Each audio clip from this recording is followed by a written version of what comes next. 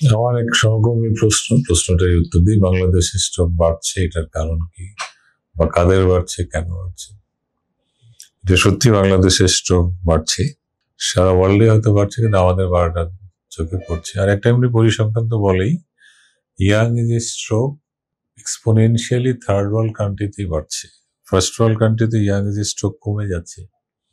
এটার ব্যাখ্যা হিসেবে আমরা যেটা দাঁড় করাইতে পারি, আপনারা নিশ্চয়ই অ্যাগ্রি করবেন, একটা হচ্ছে আমাদের দেশে আপনি যদি খেয়াল করেন মানুষ যা করে, আপনি যদি এখন 50-60 বছর বা 70 বছরে কেউ হন, আমার লেকচার শুনতে থাকেন, আপনি দেখবেন আপনি ছোটবেলাটা কেমন কেটেছে।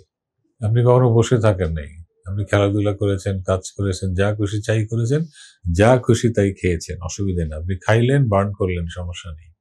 আর এখন দেখেন, আপনি নিজের সাথে তুলনা করে দেখেন আপনার সন্তান বা আপনার তার চেয়ে পরের জেনারেশন কি করে। তারা খেলাধুলা করে এখানে, তারা কিন্তু মাঠে যায় না, তারা খায় ফাস্ট ফুড। ফাস্ট ফুড মানে প্রিডমিনেন্টলি ব্রয়লার বেসড, আমি তাই বলবো আর কি। এই জিনিসগুলো আসলে আসলে একটা হচ্ছে আপনি হাঁটলেন না, দৌড়াইলেন না, আপনি সেডেন্টারি লাইফ অভ্যস্ত হয়ে গেলেন, আপনার ব্লাড ভেসেল বা শরীর আসলে সরাসরি আপনার ব্লাড সাপ্লাই পৌঁছাচ্ছে না, এক্সারসাইজ করছে না, হেলদি থাকছে না। এট দ্য সেম টাইম আপনি চর্বিযুক্ত খাবার খাচ্ছেন। আপনি আসলে যা করার কথা আপনি তার উল্টো। আগে আউটডোর, আর আমরা যেটা জানি খেলাধুলা হচ্ছে স্ট্রেস রিলিফের সবচেয়ে বড় উদ্যোগ। আপনি খেলছেন না, আপনি ঘরের ভিতরেই থাকছেন, আপনি খাচ্ছেন ফাস্ট ফুড, আপনি স্ট্রেস রিলিফ করার কোনো উপায় জানেন না, আপনি জাগছেন সারা রাত, আপনি কখন ঘুমান আপনি জানেন না, হয়তো সকাল হইলে আপনি ঘুমান। এই প্রত্যেকটা ফ্যাক্ট আল্লাহ তাআলা তো 24 ঘন্টা একটা নির্দিষ্ট নিয়মে করে রেখেছেন, রাত বিশ্রামের জন্য, দিন কাজের জন্য।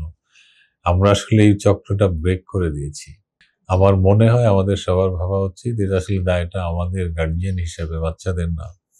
তাদেরকে আসলে সঠিক ডাইরেকশনে নিয়ে যাওয়া উচিত, যেন ওরা বুঝতে পারে আমাকে কিভাবে চলতে হবে এবং স্ট্রোক থেকে প্রিভেন্টেড থাকতে হবে।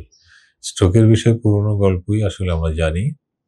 Diabetes, hypertension, obesity, sedentary life, smoking and addiction, এই সব কিছুই আসলে স্ট্রোকের কারণ।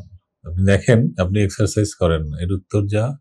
আপনার ডায়াবেটিস, আপনি ওবেস, আপনি ফাস্টফুড খান, এই সব কিছু উত্তর একই দিকে যায়, আপনি স্ট্রোকের দিকে হাঁটছেন। আপনাকে আমাকে উল্টা দিকে হাঁটতে হবে, যেন আমাদের নেক্সট জেনারেশন সেই কাজটি করে। আমরা কিন্তু সেটা ঠিক মতো করতে পারছি না। যদি আমাদের পরের জেনারেশনকে আমরা দোষ দিই, তারা কিন্তু অনেক বুদ্ধিমান, আমরা দেখেছি সাম্প্রতিক সব অ্যাক্টিভিটিতে, মুভমেন্টে। তাদেরকে আসলে স্বাস্থ্য ঠিক রাখার জন্য যে কাজটা করা উচিত, যে কাজটা করতে হবে, সেটা বুঝিয়ে দিতে হবে তাদের। অসংখ্য ধন্যবাদ।